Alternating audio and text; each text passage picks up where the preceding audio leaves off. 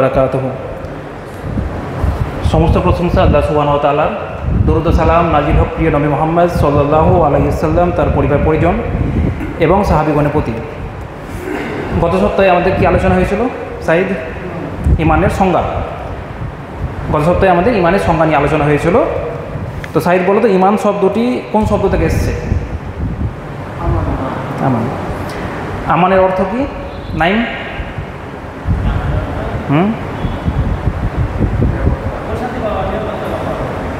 ঠিক আছে, দেখ, আমরা গত সপ্তাহে শুধু ইমানের সংজ্ঞা নিয়ে আলোচনা করেছিলাম। আমি একবার রিপিট করে দিচ্ছি, যেটা হচ্ছে ইমান হচ্ছে, ইমানের শাব্দিক অর্থ বিশ্বাস, বা আমরা যদি বলি আমান শব্দ থেকে এসেছে, যার মানে হচ্ছে নিরাপত্তা।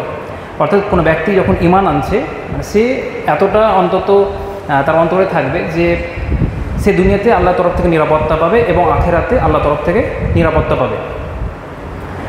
এবং এর আরেকটি শাব্দিক অর্থ কি? বিশ্বাস। কিন্তু শরীয়তগত অর্থ কী ছিল?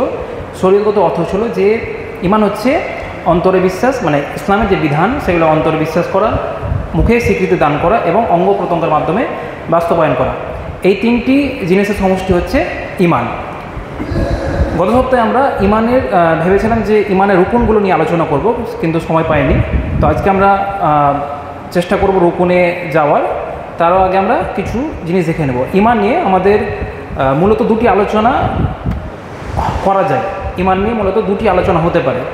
একটি হচ্ছে ইমানের স্তম্ভ, যেগুলোকে আমরা পিলার বলি, যেগুলো আমরা মসজিদে দেখছি পিলার।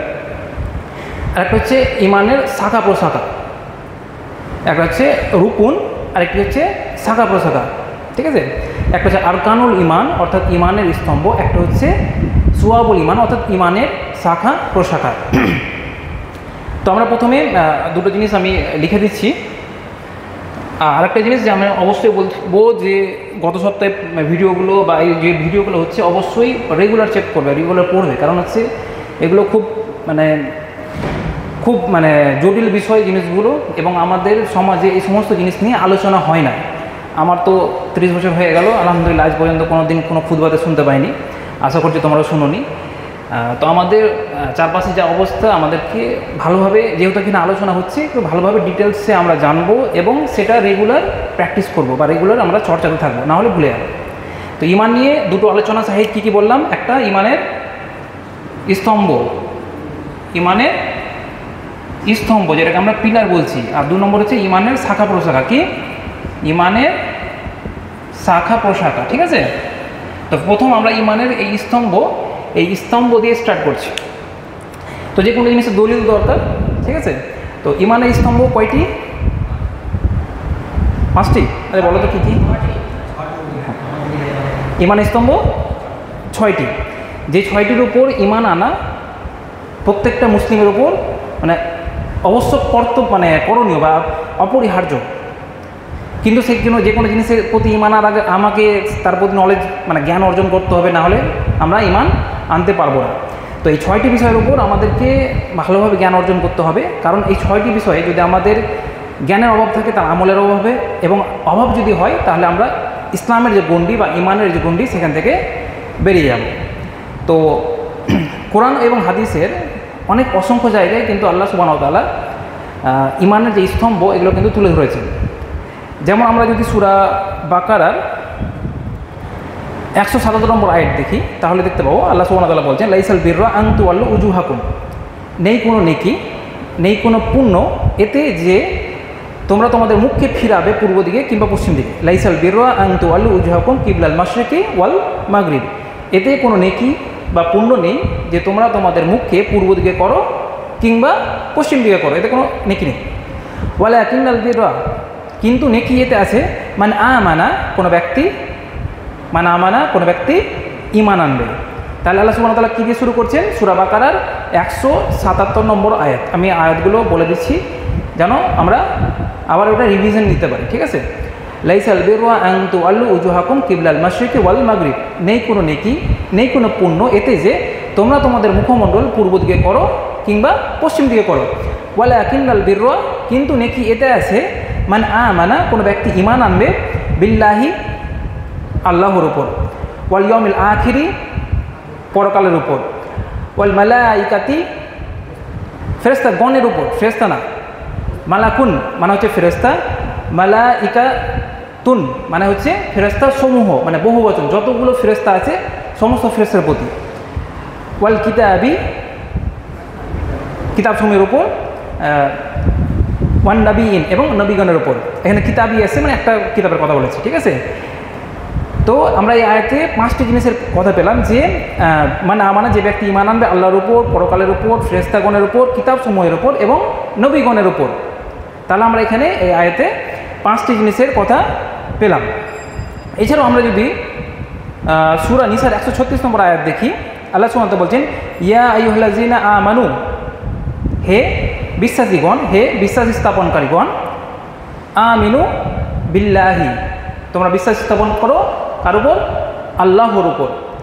ওয়া রাসূলিহি, এখানে রসুলুন নেই, রসুল মানে হচ্ছে বহু বচন, মানে সমস্ত রসুল। এখানে রাসূলিহি মানে আমাদের রসুল মুহাম্মদ সাল্লাল্লাহু আলাইহি ওয়াসাল্লামের কথা বলা হচ্ছে। আমিনু বিল্লাহি, বিশ্বাস স্থাপন করো আল্লাহর উপর, ওয়া রাসূলিহি এবং তার রাসূলের উপর, অর্থাৎ মুহাম্মদ সাল্লাল্লাহু আলাইহি ওয়াসাল্লামের কথা বলা হচ্ছে।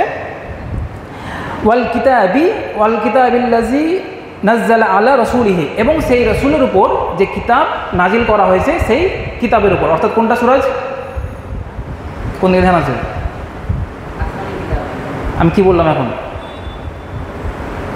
আমি বললাম প্রথমে আল্লাহ সুবহানাহু ওয়া তাআলা বলছেন যে তোমরা আল্লাহর প্রতি বিশ্বাস স্থাপন করো এবং তার রাসূলের প্রতি, রাসূলগণ না, সূরা নিসাতে আল্লাহ এখানে রাসূলের কথা বলছে, রাসূল মানে মুহাম্মদ সাল্লাল্লাহু আলাইহি ওয়াসাল্লাম, এবং সেই রাসূলের উপর যে কিতাব নাজিল করা হয়েছে। কোন কিতাব? মুহাম্মদের উপর কোন? মুহাম্মদ সাল্লাল্লাহু আলাইহি ওয়াসাল্লামের কোন কিতাব? কোরআন। তো এদিকে ধ্যান দেয়। প্রথমে আমি একটা জিনিস বলেছি, জিনিসগুলো প্রচুর ক্রিটিক্যাল, প্রচুর বোঝার ব্যাপার আছে, একটু ধ্যান এদিক ওদিক হলেই গেল, ঠিক আছে? সুতরাং একদম পুরো মনোযোগ সহকারে শুনুন।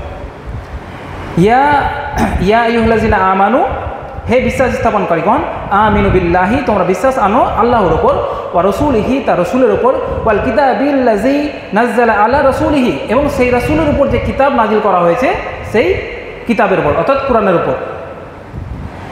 ওয়াল কিতাবিল্লাযী আনজালা মিন ক্বাবলু, এবং তার পূর্বে অর্থাৎ কোরআনের পূর্বে যে সমস্ত কিতাব নাজিল করা হয়েছে সেই সমস্ত কিতাবের উপরেও। তাহলে শুধু আমি যদি কোরআনের প্রতি বিশ্বাস আনি এবং বলি যদি আগের যে কিতাব ছিল যেগুলো বিভিন্ন নবী রাসূলদের উপর নাজিল করা হয়েছিল, আমি যদি বলি যে না আমি এগুলো বিশ্বাস করব না, তাহলে কেউ ঈমানদার থাকবে? থাকবে না। আমাকে যেমন কোরআনের প্রতি বিশ্বাস স্থাপন করতে হবে, ঠিক তেমনই কোরআনের পূর্বে যে সমস্ত কিতাব নাজিল হয়েছে যেগুলোর নাম আমরা জানি সেগুলো বাই নেম আমরা বিশ্বাস স্থাপন করব, যেগুলো জানি না আমরা বিশ্বাস করব হ্যাঁ বিভিন্ন সময়ে আল্লাহ সুবহানাহু ওয়া তাআলা নবী রাসূলদের উপর কিতাব নাজিল করেছেন, ঠিক আছে? তাহলে বিশ্বাস স্থাপন করতে হবে আল্লাহর উপর, তার রাসূলের উপর, তার রাসূলের উপর যে কিতাব নাজিল হয়েছে সেই তার উপর অর্থাৎ কোরআনের উপর, এবং এই কোরআনের পূর্বে যে কিতাবগুলো নাজিল করা হয়েছিল সেগুলোর উপর, এতদূর পর্যন্ত, ঠিক আছে? ওয়ামান ইয়াকফুর, এবং যে ব্যক্তি অস্বীকার করে, এবং এরপরে বলছে আল্লাহ সুবহানাহু ওয়া তাআলা, ওয়ামান ইয়াকফুর, যে ব্যক্তি অস্বীকার করে, বিল্লাহি, আল্লাহকে, ওয়া মালাইকাতিহি, এবং তার ফেরেশতা সমূহকে, এখানে কিন্তু বহুবচন আছে, তার ফেরেশতা সমূহ যতগুলো ফেরেশতা আছে, কুতুবিহি, এখানে কুতুব, কিতাবুন মানে বই, কুতুবুন মানে বই সমূহ, ঠিক আছে? কুতুবিহি, এবং তার যতগুলো বই সেগুলোকে যারা অস্বীকার করে, রাসূলিহি, তার রাসূল সমূহকে যে অস্বীকার করে, ওয়াল ইয়াউমিল আখিরি, এবং পরকালকে যে অস্বীকার করে, তাদের অবস্থা কি? ফাকাদ দল্লা, অবশ্যই তারা পথভ্রষ্ট। ফাকাদ দল্লা, অবশ্যই তারা পথভ্রষ্ট। প্রথমে যারা ঈমানদার তাদেরকে স্মরণ করাচ্ছেন যে কী কী বিষয়ের উপর আমাকে ঈমান আনতে হবে। আল্লাহর প্রতি ঈমান আনতে হবে, তার রাসূলের প্রতি ঈমান আনতে হবে, তার রাসূলের প্রতি যে কিতাব নাজিল হয়েছে সেই কিতাবের প্রতি ঈমান আনতে হবে, ঠিক আছে? তারপর এখানে বলছেন যে ব্যক্তি আল্লাহর প্রতি অবিশ্বাস করে, তার রাসূলগণকে অবিশ্বাস করে, তার কিতাবসমূহকে অবিশ্বাস করে, পরকালকে অবিশ্বাস করে, ফাকাদ দল্লা, তারা অবশ্যই কি? পথভ্রষ্ট। দলালাম বাঈদা, এবং তারা পথভ্রষ্টতে অনেক দূর চলে গেছে, তারা পথভ্রষ্ট এবং পথভ্রষ্টতা তাদেরকে অনেক দূর নিয়ে চলে গেছে। তাহলে আমাদেরকে এই সমস্ত বিষয়ের উপর যেগুলো আল্লাহ সুবহানাহু ওয়া তাআলা বিশ্বাস স্থাপন করতে বলছেন, প্রথমত আমাদেরকে বিশ্বাস স্থাপন করতে হবে। যদি আমাদের বিশ্বাসে খামতি থাকে বা বিশ্বাসে গলদ থাকে, ঠিক আছে, তাহলে কিন্তু হবে না। এটা সেন্সিটিভ জায়গায় আমাদেরকে ভালো করে এই জিনিসগুলো বুঝতে হবে। তো কোরআনের বিভিন্ন আয়াতে আল্লাহ 4টা কোথাও 5টা স্তম্ভ তুলে ধরেছেন এবং 6টি স্তম্ভ আমরা পেয়ে যাব বিখ্যাত হাদিসে জিবরিলে, যারা সহিহ মুসলিমের প্রথম হাদিস, সহিহ বুখারী 50 নম্বর হাদিস। জুয়েল, হাদিসে জিবরিল জানো কোনটা? শোনোনি? নাইম, হাদিসে জিবরিল পড়িয়েছি, এটা অনেকবার পড়িয়েছি, বলো তো কি, মানে কি ধারণা দাও একটু, হাদিসে জিবরিল কোনটা?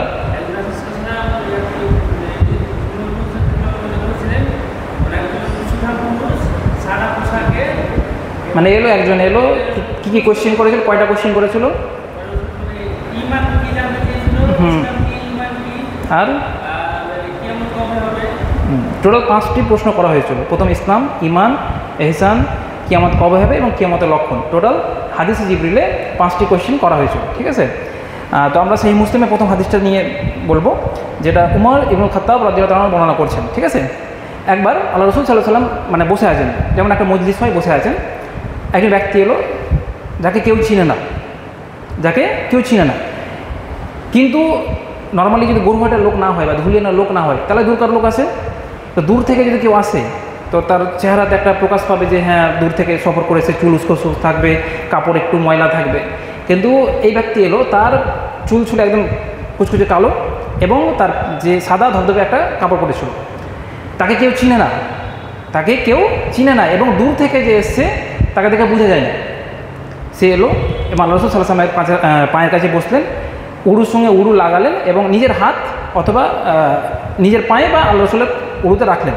তারপর জিজ্ঞেস করছেন, ইয়া রাসূলুল্লাহ, হে মুহাম্মদ, আমাকে ইসলাম সম্পর্কে বলুন। তখন রাসূল সাল্লাল্লাহু আলাইহি ওয়াসাল্লাম বলছেন, ইসলাম হলো তুমি এই কথা সাক্ষ্য দিবে আল্লাহ ছাড়া কোনো ইলাহ নেই এবং নিশ্চয়ই মুহাম্মদ সাল্লাল্লাহু আলাইহি ওয়াসাল্লাম তার রাসূল। তুমি সালাত কায়েম করবে, তুমি যাকাত আদায় করবে, তুমি রমজানের সিয়াম পালন করবে এবং সামর্থ্য থাকলে তুমি বাইতুল্লাহ হজ করবে। 5টি জিনিস, যেটা আমরা জানি ইসলামের 5টি স্তম্ভ। কি বললেন? এই ব্যক্তি আল্লাহ রাসূলকে জিজ্ঞেস করছেন যে আমাকে ইসলাম সম্পর্কে বলুন। তখন আল্লাহ রাসূল সাল্লাল্লাহু আলাইহি ওয়াসাল্লাম কি বলছেন, যে ইসলামের যেটা আমরা 5টি স্তম্ভ জানি সেটি তুলে ধরলেন। তিনি বললেন, ইসলাম হলো তুমি সাক্ষ্য দেবে আল্লাহ ছাড়া প্রকৃত কোনো ইলাহ নেই এবং নিশ্চয়ই মুহাম্মদ আল্লাহর রাসূল। সালাত কায়েম করবে, যাকাত আদায় করবে, রমজানের সিয়াম পালন করবে এবং সামর্থ্য থাকলে বাইতুল্লাহর হজ করবে। এবার এই ব্যক্তি বলছেন যে আপনি ঠিক বলেছেন। তো এখানে যারা বসেছিল তারা স্বাভাবিক আশ্চর্য হয়ে গেল যে ব্যক্তি প্রশ্ন করছে উত্তর শোনার পর বলছে আপনি ঠিক বলেছেন। এটা তো অবাক করা ব্যাপার। আচ্ছা, তারপরে তিনি বললেন আমাকে ঈমান সম্পর্কে বলুন। রাসূলুল্লাহ সাল্লাল্লাহু আলাইহি ওয়াসাল্লাম বলছেন ঈমান হলো, আমরা তাহলে প্রথমে ইসলামের 5টি স্তম্ভ দেখে নিলাম। এবার ঈমানের স্তম্ভকে আল্লাহ রাসূল সাল্লাল্লাহু আলাইহি ওয়াসাল্লাম তুলে ধরছেন। ঈমান হলো আল্লাহর প্রতি, তার ফেরেশতাগণের প্রতি, তার কিতাবসমূহের প্রতি, তার রাসূলগণের প্রতি, আখিরাতের প্রতি এবং তাকদীরের ভালো মন্দের প্রতি ঈমান আনা। এখানে 6টি জিনিসের কথা তুলে ধরেছেন। ইসলামের স্তম্ভ কয়টি? 5টি। ঈমানের স্তম্ভ 6টি। প্রথম কি? আমাকে বিশ্বাস করতে হবে কার উপর? আল্লাহর উপর। কার উপর? তারপর ফেরেশতাগণের উপর। তারপর কিতাব সমূহের, একটা কিতাব না, যতগুলো কিতাব নাজিল হয়েছে সমস্ত কিতাবের উপর, সমস্ত রসুলের উপর। তাহলে আল্লাহর প্রতি বিশ্বাস স্থাপন, কিতাব রসুলগণের আল্লাহর প্রতি বিশ্বাস স্থাপন, তারপর ফেরেশতাগণের প্রতি বিশ্বাস স্থাপন, তারপরে কিতাব সমূহের প্রতি বিশ্বাস স্থাপন, রাসূলগণের প্রতি বিশ্বাস স্থাপন, পরকালের প্রতি বিশ্বাস স্থাপন এবং তাকদীরে যে ভালো মন্দ হয় তার প্রতি বিশ্বাস স্থাপন করতে হবে। তাহলে আমরা এখানে জানতে পারছি ঈমানের স্তম্ভ কয়টি? 6টি। ইসলামের স্তম্ভ কয়টি? 5টি। ইসলামের 5টি, ঈমানের 6টি। আচ্ছা, তারপর সেই ব্যক্তি জিজ্ঞেস করছে আমাকে এহসান সম্পর্কে বলুন। গত সপ্তাহে এবং বলেছিলাম যে দিনের 3টি স্তর, ইসলাম, ঈমান, এহসান, ঠিক আছে। আল্লাহ রাসূল বলছেন যে তুমি আল্লাহর ইবাদত এমনভাবে করবে যেন তুমি আল্লাহকে দেখতে পাচ্ছ। যদি সেটা না পারো অন্তত এটা ফিল করবে যে আল্লাহ তোমাকে দেখছেন। এটা হচ্ছে এহসান। তাহলে আমরা আরও 2টা কোশ্চিন করলাম, সেই 2টা কোশ্চিন আর যাচ্ছি না। তাহলে আমরা ইসলাম জানলাম, ঈমান জানলাম, এহসান জানলাম, তারপর আরও 2টো কোশ্চিন হলো, তারপর তিনি চলে গেলেন। কিছুক্ষণ পর আল্লাহ রাসূল সাল্লাল্লাহু আলাইহি ওয়াসাল্লাম ওমর রাদিয়াল্লাহু তাআলাকে জিজ্ঞেস করছেন যে হে ওমর, তুমি কি জানো সে কে ছিল? ওমর রাদিয়াল্লাহু তাআলা বলছেন আল্লাহ এবং তার রাসূল ভালো জানেন। তখন আল্লাহ রাসূল বললেন যে সে ছিল জিবরিল, যে তোমাদেরকে দিন শিক্ষা দিতে এসেছিল। কি বললাম? দিন। প্রথম দিন কি বলেছিলাম?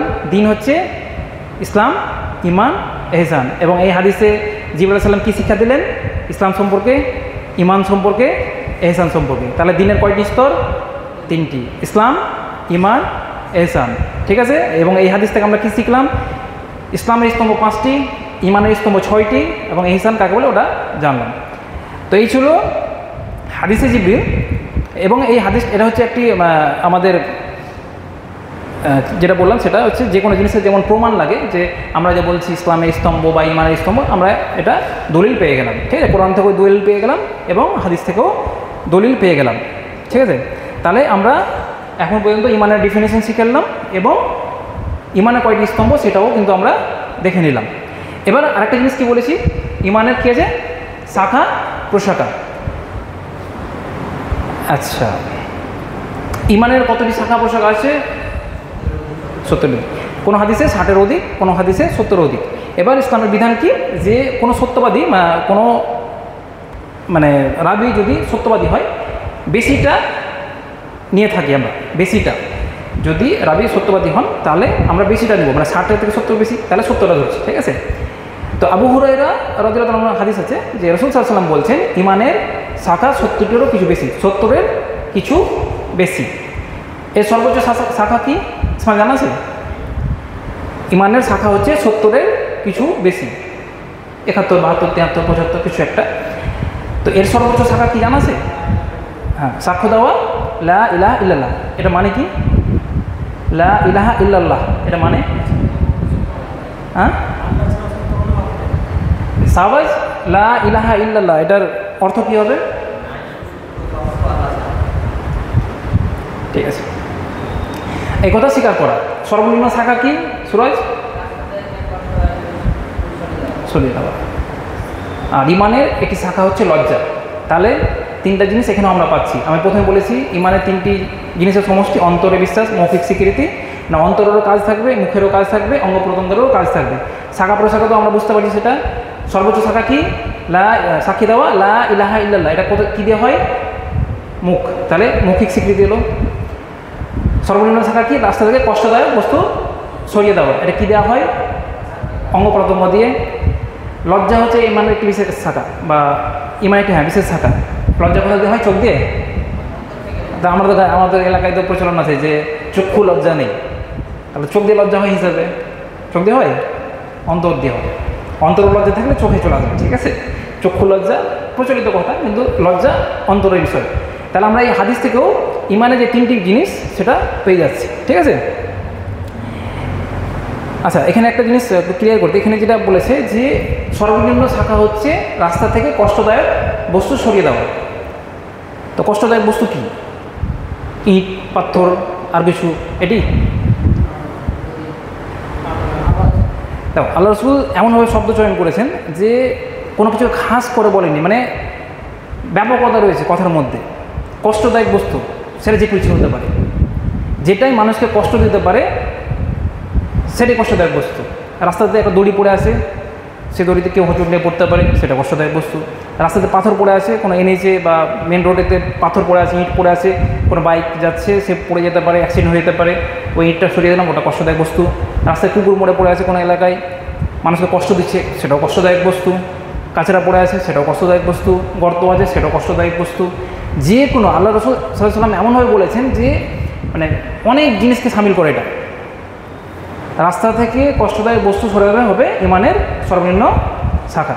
কিন্তু আমরা রাস্তাতে কষ্টদায়ক বস্তু তৈরি করি, অনেক সময় করি, যেখানে সেখানে কাঁচরা ফেলে দিলাম, বা আরও হাজারো জিনিস এখন হয়তো মাইন্ডে আসছে না, কিন্তু আমরা রাস্তাতে কষ্টদায়ক বস্তু ছড়াবো তো দূরের কথা, আরও ক্রিয়েট করি যে আরও যেন মানুষের কষ্ট হয়। বাড়িতে বিয়ে আছে, প্যান্ডেল করবো, যেখানে সেখানে খুঁড়ে দিলাম, কোনো যায় আসে না। যেখানে সেখানে বাড়ির আবর্জনা ফেলে দিলাম, কিছু যায় আসে না। তো আমাদেরকে ভাবতে হবে যে আমাদের ইমানের জায়গাগুলো কোন জায়গায় আছে, এবং আল্লাহ রাসূলের যে আমাদেরকে আদেশ দিয়েছেন সেগুলো থেকে আমরা কতটা দূরে। তো দূরে, উল্টো দিকে আমরা যাচ্ছি। তো ইমানে তাহলে শাখা প্রশাখা কয়টি? 70-এর বেশি। এটা নিয়ে একটি বিখ্যাত বই রয়েছে ইমাম বাইহাকির, পড়তে পারো কি, আমি তো বলবো যে অবশ্যই পড়ো। বাংলাতে অনুবাদ রয়েছে ইমাম বাইহাকির ইমানের ৭৭টি শাখা। ইমানের কতটি শাখা? ৭৭টি শাখা নিয়ে তিনি বই লিখেছেন ইমাম বাইহাকি, ঠিক আছে। বাংলাতে অনুবাদ আছে, অবশ্যই পড়ে নিও। আচ্ছা, কিন্তু যখন আমি বই খুললাম ইমাম বাইহাকির, এই বইটা খুললাম, সূচিপত্র দেখছি তো আমাকে একটু চিন্তায় ফেলে দিল। আমার ইমান স্তম্ভ কয়টি পড়লাম? 6টি, ঠিক আছে। আল্লাহর প্রতি বিশ্বাস, রাসূলের প্রতি বিশ্বাস, ফেরেশতাগণের প্রতি বিশ্বাস, ইত্যাদি ইত্যাদি। তো সূচিপত্রতে মানে ইমানের শাখা প্রশাখা লেখা আছে, নিচে লেখা আছে আল্লাহর প্রতি ঈমান আনা, ফেরেশতাগণের প্রতি ঈমান আনা, আসমানি কিতাবের উপর ঈমান আনা, রাসূলগণের প্রতি ঈমান আনা, তাকদীর, সব তো ঈমানের স্তম্ভ। আবার এখানে বলছে শাখা প্রশাখা, মনে কোশ্চেন আসবেই। আমি একটু আগে পড়লাম যে ঈমানের স্তম্ভ 6টি, আর ঈমান স্তম্ভ আলাদা জিনিস আমি বললাম প্রথমে, আবার ঈমান শাখা প্রশাখা আলাদা জিনিস বললাম। আবার এখানে সূচিপত্রে ইমাম বাইহাকি লিখছেন যে ঈমানের শাখা প্রশাখা হচ্ছে আল্লাহর প্রতি বিশ্বাস, রাসূলের প্রতি বিশ্বাস, কিতাব সমূহের প্রতি বিশ্বাস। এটা আবার কী হলো? তাহলে কোনটা ঠিক? কনফিউশনের ব্যাপার না, কনফিউশন ভালো কনফিউশনের ব্যাপার। আমি 1 সপ্তাহ ধরে ভেবেছি, এদিক সেদিক করে পাইনি অ্যান্সার। এসএসএম সাইদুর রহমান মাদানী সাহেব বুঝালেন, তো আলহামদুলিল্লাহ এখন ক্লিয়ার আছে। ঈমানের যে শাখা প্রশাখা না, ঈমানের শাখা প্রশাখা হচ্ছে অ্যাকচুয়ালি আমল। ঈমানের যে শাখা প্রশাখা সেগুলো হচ্ছে আমল। আমি ছবি দিয়ে বোঝাচ্ছি, জিনিসটা ইনশাআল্লাহ তোমাদের ক্লিয়ার হয়ে যাবে।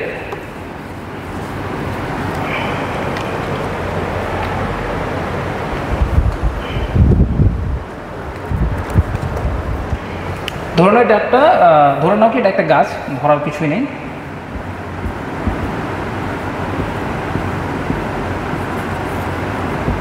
এই গাছটার নাম হচ্ছে ঈমান। গাছটার নাম কি? ঈমান। আচ্ছা, তো এই গাছের দুটো পোর্শন আছে, একটা এই রুট যেটাকে আমরা মূল বলি, মূল নিচের অংশটা মূল, আর এগুলো শাখা প্রশাখা আছে, ঠিক আছে, এগুলো শাখা প্রশাখা। কিন্তু গাছটার নাম কি? গাছটার নাম ঈমান। এবার এই শাখা প্রশাখা বা আম গাছ যদি হয়, ফলমূল কখন হবে? যখন ভালো সার পাবে, পানি পাবে, মানে পরিচর্যা পাবে, ওকে যত সেবা যত্ন করা হবে ভালো ফল হবে, ভালো শাখা প্রশাখা ছড়াবে। যদি পরিচর্যা না পায় তাহলে সেগুলো থাকবে না। এবার ভালো আমি সার কিনে আনলাম মার্কেট থেকে, একদম বেস্ট টু বেস্ট, মানে বিদেশ থেকে কিনে আনলাম, এবং পানিরও খুব ভালো ব্যবস্থা আছে এবং জমিও খুব ভালো, কিন্তু গাছই নাই, সেই সারের কোনো দাম আছে? কোনো দাম নেই। তো সেই সারটা তখনই কাজে লাগবে বা পরিচর্যাটা কাজে লাগবে যখন গাছটা থাকবে। তো গাছটা ঈমান, এর মূল হচ্ছে এটা, আর শাখা প্রশাখা এদিকে। এই যে মূল না, এটা হচ্ছে ঈমানের স্তম্ভ। যে 6টি স্তম্ভের কথা বললাম, এই মূলটা হচ্ছে ওই 6টি স্তম্ভ, ঠিক আছে, 6টি স্তম্ভ। এই মূলটা হচ্ছে 6টি স্তম্ভ। এই যে শাখা প্রশাখাগুলো, এগুলো হচ্ছে ঈমানের শাখা প্রশাখা, অর্থাৎ আমল। বুঝতে পারলেন? দেখো, এই শাখা প্রশাখার মধ্যে কমতি হতে পারে কিছু, একটা ডাল কেটে পড়লো, হতে পারে, তাও তো গাছ বেঁচে আছে। বা শাখা প্রশাখা হয়তো একটাই হয়তো ডাল আছে, বা একটাই হয়তো ফল হয়েছে, তাও কিন্তু গাছ বেঁচে আছে। খুব সুন্দর গাছ, মানে গাছটা খুবই সুন্দর, ফলে ভর্তি আছে, বা ফল খুব সুন্দর মুকুল হয়েছে, ভালো ফল হবে। আমি গাছটা গোড়া থেকে কেটে দিলাম, বা মুকুলটা আমি মূলটি কেটে দিলাম, ওটার কোনো দাম থাকলো? আর গাছের কোনো দাম থাকলো?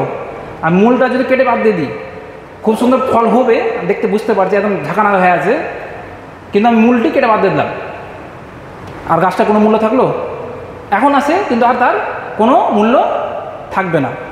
অর্থাৎ শাখা প্রশাখা যত আমাদের আমল বাড়বে, যত আমাদের আমল সুন্দর হবে, গাছটা তত সুন্দর হবে, অর্থাৎ ঈমানটা আমাদের ততটা সুন্দর হবে। যতটা আমাদের আমল ভালো হবে, আমাদের ঈমান সুন্দর হবে। কিন্তু এই মূলটা যদি না থাকে, এটা সুন্দর হয়ে আর কিছু দাম নেই। তাহলে আমাদেরকে ঈমানের যে স্তম্ভ, এটাতে কোনো রকম কোনোভাবে ভুল করা যাবে না, না আকীদাগতভাবে, না চলাগতভাবে, না আমাদের মৌখিক স্বীকৃতিগতভাবে। এটাই হচ্ছে মেন। অর্থাৎ 6টি স্তম্ভের ব্যাখ্যা আমাদেরকে ভালোভাবে বুঝতে হবে, আমাদের আমলে নিয়ে আসতে হবে, এবং আমাদেরকে সেটা পরিচর্যা করতে হবে। না হলে ওই শাখা প্রশাখা যেগুলো আছে না, দুদিনে শেষ হয়ে যাবে। যখন পানি সাপ্লাই হবে না মূলের মাধ্যমে, তখন গাছটা কিন্তু আর থাকবে না। তো এইটাই তফাৎ, যে যেগুলো আমার ইমানের স্তম্ভ সেটা হচ্ছে গাছের মূল, এবং শাখা প্রশাখা হচ্ছে আমাদের আমল। এবার ইমাম বাইহাকি কী করেছেন যে 77টি শাখাকে তিনি 3টি ভাগে ভাগ করেছেন। এই যে 77টি শাখা এটিকে কি করেছেন 3টি ভাগে ভাগ করেছেন। অর্থাৎ আমি একটু আগে কী বললাম যে ইমান,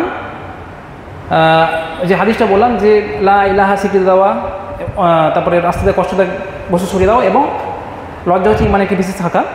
এবার এইভাবে তিনি অন্তরের আমল, মুখের আমল এবং বাহ্যিক আমল এভাবে 3টা ক্যাটাগরি করেছেন, এবং 77টাকে যেমন বাহ্যিক আমলের 46টা শাখা রেখেছেন, মুখের আমলে 7টি শাখা রেখেছেন, এবং অন্তরের আমল যেটা আকীদা সেখানে 24টি শাখা রেখেছেন। অর্থাৎ ইমানে যে শাখা প্রশাখা তিনি দলিল ভিত্তিক পেয়েছেন সেটাকে 3টা পোর্শনে ভাগ করেছেন। অন্তরের আমলে রেখেছেন 24টা, মুখের আমলে রেখেছেন 7টি এবং বাহ্যিক আমলে রেখেছেন 46টি। এবার আমলটা কেমন আর একটু ক্লিয়ার করি। আল্লাহকে ভালোবাসবো, সেটা কী দিয়ে হবে? অন্তর দিয়ে। ওই আল্লাহকে ভালোবাসার অন্তর দিয়ে হবে, ওটা অন্তরের আমল। রাসূলকে ভালোবাসবো কী দিয়ে হবে? অন্তর দিয়ে। ওটা অন্তরের আমল, ওটা অন্তরের কাজ একটা। আমাকে ভালোবাসতে হবে, সেটা অন্তর দিয়ে। তো ভালোবাসা যত বেশি হবে, শাখা প্রশাখা যত বেশি হবে, গাছটা তত সুন্দর হবে। শাহাদাত ঘোষণা করতে হবে, লা ইলাহা ইল্লাল্লাহ, কী দিয়ে হবে? কিসের আমল এটা?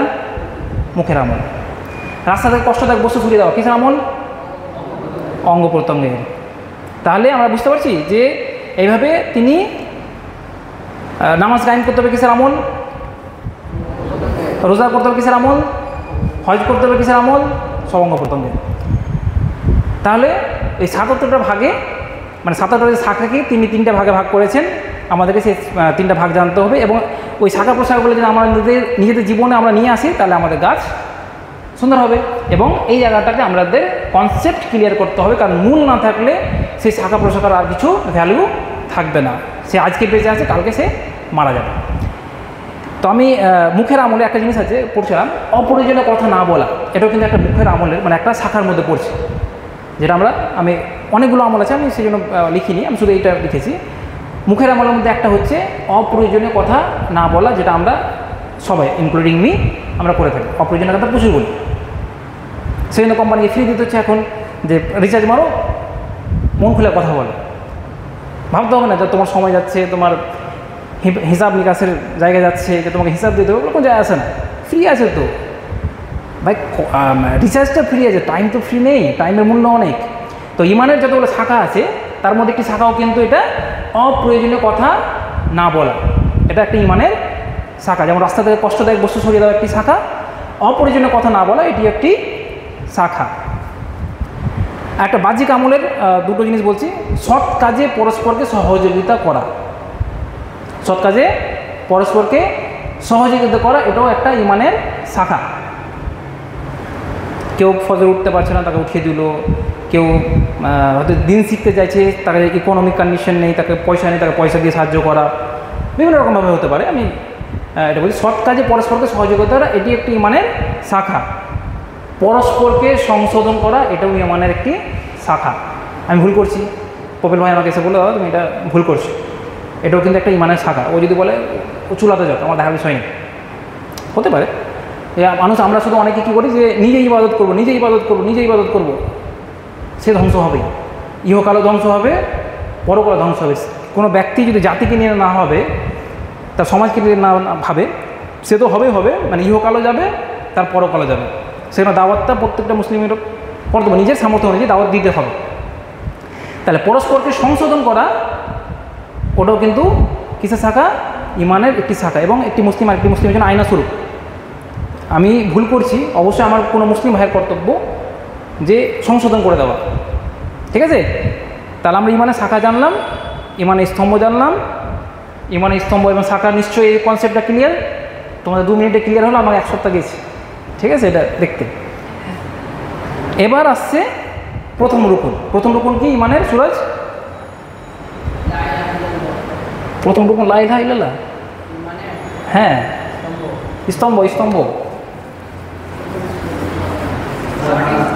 হ্যাঁ হ্যাঁ, 6টি স্তম্ভের মধ্যে প্রথম স্তম্ভ কি? আল্লাহর প্রতি বিশ্বাস স্থাপন করা। হ্যাঁ, আল্লাহর প্রতি বিশ্বাস স্থাপন করা। 6টি স্তম্ভ কি? 6টি স্তম্ভ সাহিদ ছটি স্তম্ভ বলে তো, পট বলে দাও। হুম হুম হুম হুম হুম পরকাল। একটা ভুল হলো, কিতাব সমূহের প্রতি হবে, কিতাবের প্রতি লাগে, কিতাব সমূহের প্রতি, সব বহুবচন। তো ইমানের প্রতি, ইমানের প্রথম রকম হচ্ছে মহান আল্লাহর প্রতি ইমান আনা, এটা হচ্ছে ইমানের প্রথম স্তম্ভ। আমি গ্রুপে মেসেজ দিয়েছিলাম, একটা এক্সাম দিয়েছিলাম, কুইজ। শাহবাজ বলো, ইমানের আল্লাহর প্রতি বিশ্বাস কয়টি জিনিসের সমষ্টি? এক্সাম দিয়েও ভুল করে দিচ্ছ। চারটি আল্লাহর প্রতি বিশ্বাস, 4টি বিষয়ে সমষ্টি। আমি খুতবাতে মাঝে মাঝে বলি যে তুমি ঘুম থেকে উঠলা দিয়ে তুমি বললে আমি আল্লাহকে বিশ্বাস করি, ও ভাই ওর কোনো দাম নেই। প্রতিটি স্তম্ভের আবার এক্সপ্লেনেশন আছে, ভাগ আছে, যেগুলোকে আমাদেরকে জানতে হবে, নাহলে ওই গাছের রুট, গাছের মূল নষ্ট হয়ে যাবে। মূল নষ্ট হয়ে গেলে আমি হজ করেছি, আমি জাকাত দিয়েছি, আমি রোজা করেছি, আমি দান সৎকার করেছি, আমি আরও কত কী করেছি, সব বেকার, কারণ মূলই নেই। তা আল্লাহর প্রতি বিশ্বাস হচ্ছে 4টি বিষয়ের সমষ্টি। আমি একটি বিষয় নিয়ে বলে শেষ করে দেবো ইনশাআল্লাহ। প্রথমটা কি জানা আছে? আল্লাহর প্রতি বিশ্বাস 4টি বিষয়ের সমষ্টি। প্রথমটা পয়েন্টটা কি, কার জানা? হাত তুলো। আল্লাহর অস্তিত্বে বিশ্বাস করা। আল্লাহর অস্তিত্বে, এটা কেমন কথা হলো? আল্লাহর অস্তিত্বে, আমি তো মুসলমান, আল্লাহর অস্তিত্বে বিশ্বাস করবই, কিন্তু এটাই পয়েন্ট যে প্রথম আমাকে আল্লাহ আছে এটা বিশ্বাস করতে হবে। আল্লাহর প্রতি বিশ্বাস স্থাপনে 4টি জিনিসের সমষ্টি। তার মধ্যে হচ্ছে প্রথম হচ্ছে মহান আল্লাহর অস্তিত্বে বিশ্বাস করা, মহান আল্লাহর ক্ষমতায় বিশ্বাস করা, একমাত্র মাবুদ হিসাবে আল্লাহর উপর বিশ্বাস করা, এবং মহান আল্লাহর নাম ও গুণাবলীতে বিশ্বাস করা। আল্লাহর অস্তিত্বে বিশ্বাস করা, আল্লাহর ক্ষমতায় বিশ্বাস করা, মাবুদ হিসাবে, একমাত্র মাবুদ হিসাবে আল্লাহর উপর বিশ্বাস করা, এবং আল্লাহর যে নাম ও গুণাবলী। তাওহীদের 3টা ভাগ শাহবাজ, তাওহীদের 3টা ভাগ এবং আল্লাহর অস্তিত্ব, হয়ে গেল 4টা, ভাবার কিছু নেই। তাওহীদের 3টা ভাগ এবং আল্লাহর অস্তিত্ব প্রথম পয়েন্ট। এবার আল্লাহর প্রতি অস্তিত্ব বিশ্বাসটা না খুব স্বাভাবিক জিনিস, যার অন্তর বক্র হয়ে যায়নি, তার কাছে একটা নর্মাল জিনিস যে কোনো সৃষ্টির একটা স্রষ্টা থাকবেই, এটা স্বাভাবিক জ্ঞানের জিনিস, ঠিক আছে? এবং এটা মানুষের ন্যাচারাল জিনিস। সেই জন্য কোনো নবী রাসূলকে কিন্তু এই জন্য পাঠানো হয়নি যে তুমি দুনিয়াতে গিয়ে আল্লাহর অস্তিত্ব প্রতিষ্ঠা করো। কোনো নবী রাসূলের এটা দাওয়াত ছিল না, কোরআনে কোনো আয়াত নেই, হাদিস নেই এরকম যে কোনো নবী রাসূল এসেছিলেন আল্লাহর অস্তিত্ব বোঝানো, যে আল্লাহ বলে একজন আছে তোমরা বিশ্বাস করো। এটা কিন্তু কোনো নবী রাসূলের কাজ ছিল না। ইভেন মানুষের এটা মক্কার মুশরিকরা জানতো যে হ্যাঁ আল্লাহ আছে, বা আমাদের সমাজে নন মুসলিমরা জানে যে হ্যাঁ উপরওয়ালা একজন আছে। যতদিন না নাস্তিকদের আবির্ভাব এসছে, মানে এই কনসেপ্টের, মানে নর্মালি মানুষের ছিল যে একজন স্রষ্টা আছে, কেউ আল্লাহ বলে, কেউ অন্য নাম বলে, কিন্তু স্রষ্টা আছে। শুধু নাস্তিক খ্যাপাগুলো বলে যে স্রষ্টা নেই। মানে নাস্তিকদের কনসেপ্ট হচ্ছে এই যে ল্যাপটপটা আছে, ল্যাপটপের বিভিন্ন পার্টস আছে। একদিন কি হলো যে সব পার্টসগুলো ছড়িয়েছিল বাজারে, হঠাৎ করে এই পার্ট এখান থেকে এই দোকান থেকে এটা চলে এলো, এই দোকান থেকে এটা চলে এলো, নিজে থেকে যুক্ত হয়ে গেলো, যুক্ত হওয়ার পর নিজে থেকে ওপেন হয়ে গেলো, আমার বাড়িতে এসে পোষায়। এটা যদি বলি যে ল্যাপটপটা আমার কাছে এইভাবে এসছে, সব কিছু ছড়িয়ে ছিটিয়েছিল, বাজার গেলাম, আমাকে দেখে একটা দোকান থেকে এটা পার্টস চলে এলো, একটা দোকান থেকে এটা পার্টস চলে এলো, সবাই রাস্তাতে জড়ো হয়ে গেলো, দিয়ে হাঁটতে হাঁটতে আমার বাড়িতে চলে এসছে, যে এখন আমি তোমাদের সামনে এটা দিয়ে বক্তব্য দিচ্ছি। স্বাভাবিক খ্যাপা বলবে তো, নাস্তিকদের মানে অবস্থা যে ওই রকমই, যে বিশাল সৃষ্টি জগৎ, সূর্য, নক্ষত্র, মানুষ, ইভেন মানুষের মধ্যে যা আমাদের পার্টস আছে, এগুলো এমনি এমনি তৈরি হবে? কোনো না, লজিক্যাল জিনিস। তারপর আমরা দেখব যে আল্লাহর প্রতি যে বিশ্বাস, এটা আমরা কিভাবে জানবো, ঠিক আছে? আল্লাহর প্রতি বিশ্বাস আমরা এটা কিভাবে জানবো? তাহলে প্রথম পয়েন্ট আমাদের আবার একটু রিক্যাপ করে দিচ্ছি যে ইমানের স্তম্ভ হচ্ছে 6টি। তার মধ্যে প্রথম স্তম্ভ হচ্ছে আল্লাহর প্রতি বিশ্বাস স্থাপন করা। এবার এই আল্লাহর প্রতি বিশ্বাস স্থাপন হচ্ছে 4টি জিনিসের সমষ্টি, 3টি তাওহীদ, এবং প্রথম পয়েন্ট হচ্ছে আল্লাহর অস্তিত্বে বিশ্বাস করা। এই অস্তিত্ব বিশ্বাসটা আমরা কীভাবে দলিল সহ আমরা এটাকে নিয়ে আসবো। প্রথম হচ্ছে ফিতরাতের মাধ্যমে। ফিতরাত, নেচার, হিউম্যান নেচার বা একটা যে কোনো মানুষের নেচার, প্রত্যেকটা মাখলুকের, আল্লাহ যে সৃষ্টি করেছেন প্রত্যেকটা মাখলুকের এটা ফিতরাত দিয়েছে যে সৃষ্টিগতভাবে সে জানে যে তার একজন স্রষ্টা আছে। সৃষ্টিগতভাবে সে জানে তার একজন স্রষ্টা আছে। কারণ ব্রেন যতক্ষণ না বিকৃত হচ্ছে ততক্ষণ পর্যন্ত সে জানে যে তার একটা স্রষ্টা আছে, সে এমনি এমনি তৈরি হয়ে যায়নি। যেমন সূরা সূরা তুরের একটি আয়াত আছে, তারা কি স্রষ্টা ছাড়া সৃষ্টি হয়েছে না তারাই স্রষ্টা? এটা এই ডেস্কটা নিশ্চয়ই স্রষ্টা ছাড়া মানে কোনো একজন মানুষ ছাড়া সৃষ্টি হয়নি, এবং এই নিজে নিজেও সৃষ্টি হয়নি। দুটো জিনিস আছে, একটা হচ্ছে যে এটাকে কেউ তৈরি করেছে, নিশ্চয়ই করেছে, এটা তো কেউ মানে কোনো ব্যক্তি ছাড়া এটা তৈরি হয়নি। ইভেন এটা নিজে নিজে তৈরি হয়ে যায়নি, কলমটা কি নিজেকে তৈরি করেছে? সেটাও লাই। এবং কলমটা নিজে থেকেও তৈরি হয়নি। তো সেই কথাটা আল্লাহ সুবহানাহু ওয়া তাআলা সূরা তুরে বলছেন যে তারা কি স্রষ্টার ছাড়া সৃষ্টি হয়েছে নাকি তারা নিজেরাই স্রষ্টা, মানে নিজেকে বানিয়েছে? দুটোই না। তো প্রত্যেক মানুষের ফিতরাতে এটা আছে যে তার একজন স্রষ্টা আছে। যেমন হাদিসে আছে, আল্লাহ রাসূল সাল্লাল্লাহু আলাইহি ওয়াসাল্লাম বলছেন প্রত্যেক নবজাতকই ফিতরাতের উপর জন্ম লাভ করে, অর্থাৎ প্রত্যেকটা সন্তান জন্ম লাভ করে ইসলামের উপর, প্রতিটি সন্তান জন্মগ্রহণ করে ইসলামের উপর। অতঃপর তার পিতামাতা তাকে ইহুদি বানিয়ে দেয়, নাসারা বা মাজুসি হলে বা অগ্নিপুজি হলে তাকে সেরকম বানিয়ে দেয়, খ্রিস্টান হলে খ্রিস্টান বানিয়ে দেয়, হিন্দু হলে হিন্দু বানিয়ে দেয়, বেনামাজি হলে বেনামাজি বানিয়ে দেয়, মাতাল হলে মাতাল বানিয়ে দেয়, জুয়ারি হলে জুয়ারি বানিয়ে দেয়। কিন্তু যতদিন না দেখেনি তার বাপ জুয়া খেলতে, যতদিন না দেখেনি তার আব্বা তার মাকে গাল দিচ্ছে, বা সমাজের লোক একজন একজনকে গাল দিচ্ছে, বা অগ্নি পূজা করছে, বা আর কিছু করছে, ততদিন পর্যন্ত তার ফিতরাতে আছে যে মানে ইসলাম আছে তার ফিতরাতের মধ্যে, তাকে লজ্জা লাগবে, তার বিবেক কাজ করবে, ঠিক আছে। কিন্তু যখন সেটা বিকৃত হয়ে যাবে তখন সেটা চলে গেল।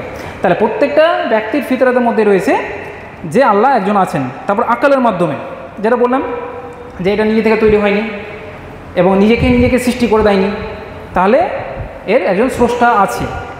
সূরা তুরের যে আয়াতটা আমি বললাম সেখান থেকে আরেকটু বলছি। একজন কাফের যে পরে সাহাবী হয়েছিল, ইসলাম কবুল করেছিল, জুবাইর ইবনে মুতঈম রাদিয়াল্লাহু আনহু বলেন রাসূলুল্লাহ সাল্লাল্লাহু আলাইহি ওয়াসাল্লাম সূরা তুর পড়ছিলেন, কোন এক মাগরিবের সালাতে সূরা তুর পড়ছিলেন, তখন তার কানে এই আয়াতটি এলো যে, আমি শুধু অনুবাদটা বলছি, তারা কি স্রষ্টা ছাড়া সৃষ্টি হয়েছে না তারাই স্রষ্টা? তারা কি আসমান ও জমিনের সৃষ্টি করেছে? তারাকে যখন প্রশ্ন করা হবে তারা কি আসমান জমিন সৃষ্টি করেছে, তারা কি বলছে? না, করেনি। তারা তো বলতে পারবে না, না আসমান জমিন আমি তৈরি করেছি। কেউ বলতে পারবে? বলতে পারবে না। বরং তারা দৃঢ় বিশ্বাস করে না। তারা এটাও বলতে পারবে না যে আসমান জমিন আমি সৃষ্টি করেছি, আর মানছেও না। তার মানে কি তারা বিশ্বাস করে না। তোমার রবের গুপ্ত ভাণ্ডার কি তাদের কাছে আছে? আল্লাহর যে গুপ্ত ভাণ্ডার তাদের কাছে কি আছে? না তারা সব কিছু নিয়ন্ত্রণ তারাই করছে? এইভাবে আল্লাহ সুবহানাহু ওয়া তাআলা কোশ্চেন করছেন সূরা তুরের 35 থেকে 37 নম্বর আয়াতে। এই আয়াতটি শোনার পর জুবাইর মানে এই সাহাবী বলছেন যে প্রথম আমার অন্তরে ঈমান আসলো। তাই একটা জিনিস বুঝতে হবে যে সামান্য একটা আয়াত, সামান্য একটা আয়াত শুনে একজন কাফির থেকে মুসলিম হয়ে গেল, অথচ আমরা পাঁচের সালাত আদায় করছি, নিজের কোরআন পড়ছি, আরও কত কী করছি, সেই আয়াত কিন্তু আমাদেরকে প্রভাবিত করে না। এই জিনিসটা কিন্তু আমাদেরকে মানে ভাবা দরকার যে একটা আয়াত দিয়ে একজন কাফের মুসলিম হয়ে যাচ্ছে, তো সেই কোরআনকে নিয়ে আমরা মানে দিনের পর দিন, মাসের পর মাস, বছরের পর বছর পড়ছি, বাড়িতে সাজিয়ে রেখেছি, সলাতে পড়ছি, সলাতে শুনছি, তারপরেও কিন্তু সেই কোরআন আমাদের মধ্যে পরিবর্তন আনতে পারছে না। কোরআন তো সেটাই আছে, আমাদের মধ্যে ফল্ট আছে। এই ফল্টগুলো আমাদেরকে সংশোধন করতে হবে। তারপর 3 নম্বর পয়েন্ট হচ্ছে আসমানি কিতাব ও নবী রাসূলের মাধ্যমে, মানে আল্লাহ সুবহানাহু ওয়া তাআলা যুগে যুগে নবী রাসূল পাঠিয়েছেন এবং কিতাব পাঠিয়েছেন, যার মাধ্যমে তিনি তার অস্তিত্বকে প্রমাণ করেছেন। লাস্ট হচ্ছে অনুভূতির মাধ্যমে।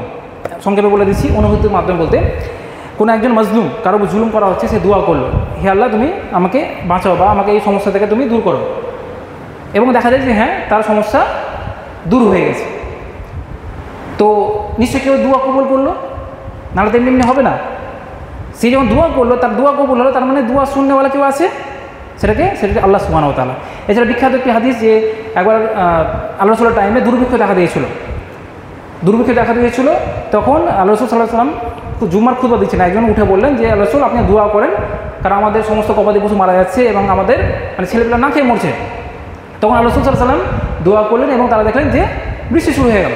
দোয়া করা মাত্রই বৃষ্টি শুরু হয়ে গেল এবং সেই বৃষ্টি নেক্সট জুম্মা পর্যন্ত চলতে থাকলো। এমন অবস্থা হলো যে সব গবাদি পশু ডুবে যাচ্ছে, বাড়িঘর ভেঙে যাচ্ছে।